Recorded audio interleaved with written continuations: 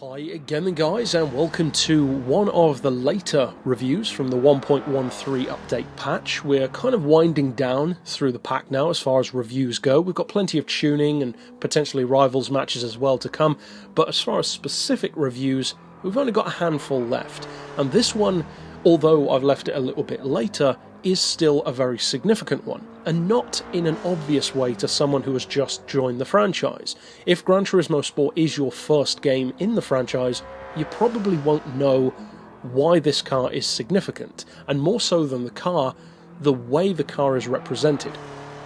If, however, you're a fan of the MR2, or if you're a fan of the franchise and have played GT5, 6, 4, whatever the case may be, then you'll probably know why I'm referring to this as an important update for the car, because just like with the Supra, this is not only a returning face to the franchise, but it's now a premium one. That is a significant difference, and again, that's why someone who's joined the game now, or joined the franchise now, won't really appreciate that, because they probably won't even know what a premium or non-premium is. But basically what that means is that on older GT games we had cars that simply didn't have a detailed interior. They were blank and void. As weird as that sounds, that's an accepted thing on GranTurismo 5 and 6. Now, however, the cars are held to a much higher standard. There are still some mistakes and weird things occasionally, but generally speaking they look really good. And this one does, and for the first time, enthusiasts, real-world owners who want to drive their car in a game can finally appreciate having an MR2, of course of this generation in GT-S form, in all of its premium glory. It looks fantastic from the outside, it looks great from the inside, and incidentally the cockpit view is really nice on this car. Now, I'm not cut into a cockpit view, and while we're on the subject of course, I seem to be getting this question a lot lately on the channel about why can't I include cockpit view in my reviews. Well, put simply, it's because I have two channels and a part-time job, and I work over 70 hours a week. So I'm not exactly looking to add more stuff to every video, which adds up to more hours per week. So put simply, I don't have the time. But with that to one side, it's not difficult to find out for yourself what it looks like, just buy one. It's only a 27 grand car anyway, but the interior is very nice. You feel very low slung in the car, it's got kind of a chunky vibe to it, the way the steering wheel moves even. That may sound like a petty thing, but for me it was actually a pretty cool experience, especially from someone who's not a super fan of the MR2. What I am a fan of, however, on GranTurismo 6 especially, was how good this car was. In fact, for its power, even when fully tuned, it was like a 500 horsepower car.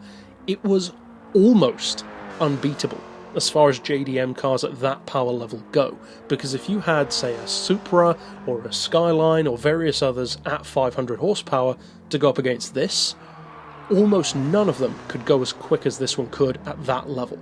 It, of course, was, and still is if you decide to tune one, a very impressive car on GranTurismo 6. Now on GranTurismo Sport, the parameters are different because, as I've said before in other reviews, we're no longer doing stuff like 240 mph hatchback tunes or 300 mph Corvette tunes. Maybe somewhere down the line we might, who knows, but it's unlikely anytime soon. That's just not the focus of this game.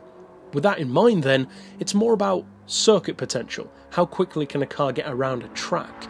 And what better way to compare cars than the Nordschleife, the green hell. It's a universally accepted gauge of how quick a car can go because it's almost like a test track. It has so many different kinds of challenging corner, straight sections, twisty sections, hairpin bends, banked corners. It's almost like a test track. Now with that in mind, how quick was this one? Well, first of all, of course, you need to know what I did to it, because having a fully tuned one and pretending that it's stock wouldn't really be an accurate way of representing it, and this one, of course, is not stock. You can kind of tell that from the way it's cornering, the suspension height for instance. Now, the way that I've modified it is with the weight as low as you can get it, which is just under 1100 kilos, but it's only 1270 to begin with, which is really nice. That's a good level to be working at for any sports car, really. The power, though, is stock. So it's 243, N200 category, of course, and the torque on it as well is actually pretty good. 224 pound-feet, 243 horsepower. It's a nice level to be working with for a car like this. Now the horsepower per tonne isn't going to threaten much these days, 191. It's more like sprightly hot hatch territory, basically. And Of course, the fact that it's an N200 car will automatically make a lot of people assume, well, it's not going to be all that quick. But as we saw from other cars like the KTM Crossbow, or the new shape Alpine, or even something which has been in the game from day one like the Alfa Romeo 8C, cars which are in those lower classes can most definitely be very competitive. The light car company Rocket as well, if it does get added, will be another one of those cars. Really, really good for their power level. Now, to give you some perspective of how quick this one was, for me at least, I believe it was last week, and if it wasn't last week it was the week before, I did a tune setup for the R32 Skyline, in which I didn't upgrade the power or the weight so that it would be balance of performance friendly, and in a sleeper spec kind of way I focused on suspension, the diff, the gearbox to basically improve it without actually upgrading anything. That tune is only 3 seconds quicker than this car in this lap that you can see. This is an N200 car, that is an N300 car. Plus it has all-wheel drive and was very heavily tuned and specialised for this track. With this car, it's got stock power, reduced weight, which wasn't all that high anyway, and I basically just fitted it with a general all-round kind of tune. It's not overly specialised for the track, it's just a tune that can feel good and look good in a video. So, to be only 3 seconds off in a completely lower class, a whole level lower in fact, shows the kind of potential that this thing has. It's exceedingly quick, and although it's definitely more challenging than something like an R32, as I said, you don't have all-wheel drive, the fact that it is lighter with a mid-engine in particular can mean that it can bite back sometimes. The car definitely has a tendency to be a little bit slippery, and it does take a few corners or maybe a lap or two, if you're newer to the franchise especially, to get used to. It's got a driving style which is certainly more akin to something like a Lotus or a KTM,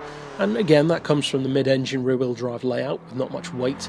But if you are a fan of the MR2, you're not going to be disappointed. This is definitely the best representation of it we've ever had, pretty much goes without saying, but it's nice to be able to confirm that. The performance is great, the multi-class usability is very strong and it always has been for this car.